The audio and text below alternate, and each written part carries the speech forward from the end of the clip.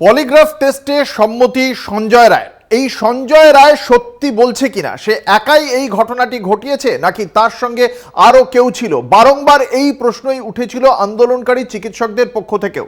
সেই প্রশ্নের উত্তর খুঁজতেই চেষ্টা করা হচ্ছিল যাতে পলিগ্রাফ টেস্ট করা যায়। সিবিআই তদন্তকারী আধিকারিকরা পলিগ্রাফ টেস্টের বিষয়ে চিন্তাভাবনা করেছিলেন। পলিগ্রাফ টেস্ট করাতে গেলে আদালতের কাছ থেকে তার অনুমোদন প্রয়োজন হয়, আদালতের সম্মতি প্রয়োজন হয়।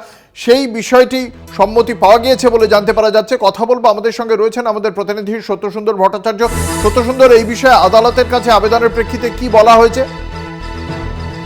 শিয়ালদহ আদালতে যে সঞ্জয় রায়কে নিয়ে আসা হয়েছিল এবং তার রুদ্ধতার শুনানি হয় এসিজেএম এর পক্ষে, এবং সেখান থেকে কিন্তু পলিগ্রাফ টেস্টের অনুমতি মিলেছে এবং তারপরে ইতিমধ্যেই এসিজেএম এর তরফে যে অর্ডার হয়েছে তাতে 14 দিনের জেল হেফাজতের নির্দেশ দিয়েছে শিয়ালদহ এসিজেএম এবং সেই সূত্রেই তাকে আগামী 6 সেপ্টেম্বর পর্যন্ত তার জেল হেফাজত সঞ্জয় রায়। সেক্ষেত্রে জেলের অনুমতি নিয়ে সাপেক্ষেই কিন্তু তাকে পলিগ্রাফ টেস্টের জন্য নিয়ে যাওয়া হবে, এমনটাই কিন্তু সূত্র মারফত জানা যাচ্ছে। এবং যে পলিগ্রাফ টেস্ট হবে সেখানে কিন্তু তার যে আয়ও, সঞ্জয় রায়ের যে আয়ও ইনভেস্টিগেটিং অফিসার, তার পাশাপাশি একজন সায়েন্টিস্ট থাকবেন এবং একজন চিকিৎসকের উপস্থিতিতেই পলিগ্রাফ টেস্ট হবে, এমনটাই কিন্তু জানা যাচ্ছে।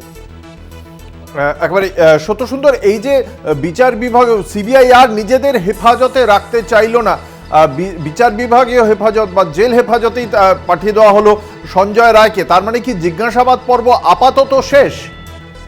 দেখো, ইতিমধ্যেই তাকে দফায় দফায় জিজ্ঞাসাবাদ করা হয়েছে এবং এই জিজ্ঞাসাবাদের সূত্র ধরে যেটা সিবিআই আধিকারিকরা মনে করছেন যে তার বয়ানে কিন্তু একাধিক অসঙ্গতি দেখতে পাওয়া গিয়েছে। যেহেতু এই একাধিক অসঙ্গতি রয়েছে, সেই অসঙ্গতি যাতে স্বচ্ছতা থাকে সেই কারণেই কিন্তু পলিগ্রাফ টেস্টের প্রয়োজন রয়েছে বলে মনে করছেন সিবিআই এর তদন্তকারী আধিকারিকেরা, এবং সেই কারণেই কিন্তু শিয়ালদহ এসিজেএম এর কাছ থেকে এই পলিগ্রাফ টেস্টের অনুমতি তারা আজকে পেয়েছেন। এবং সেই সূত্রেই বলা যেতে পারে এই যে 14 দিনের যে তার জেল হেফাজত সঞ্জয় রায়, তার মধ্যেই কিন্তু তার পলিগ্রাফ টেস্ট করা হবে এবং সেই কারণেই কিন্তু জেলের কাছ থেকে অনুমতির সাপেক্ষেই তাকে নিয়ে যাওয়া হবে পলিগ্রাফ টেস্টে।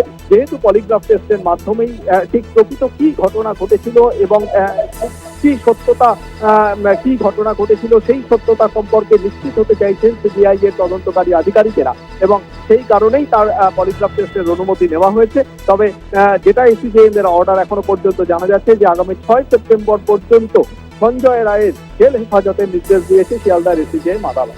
ধন্যবাদ। আমাদের সঙ্গে ছিলেন আমাদের প্রতিনিধি সত্যসুন্দর ভট্টাচার্য।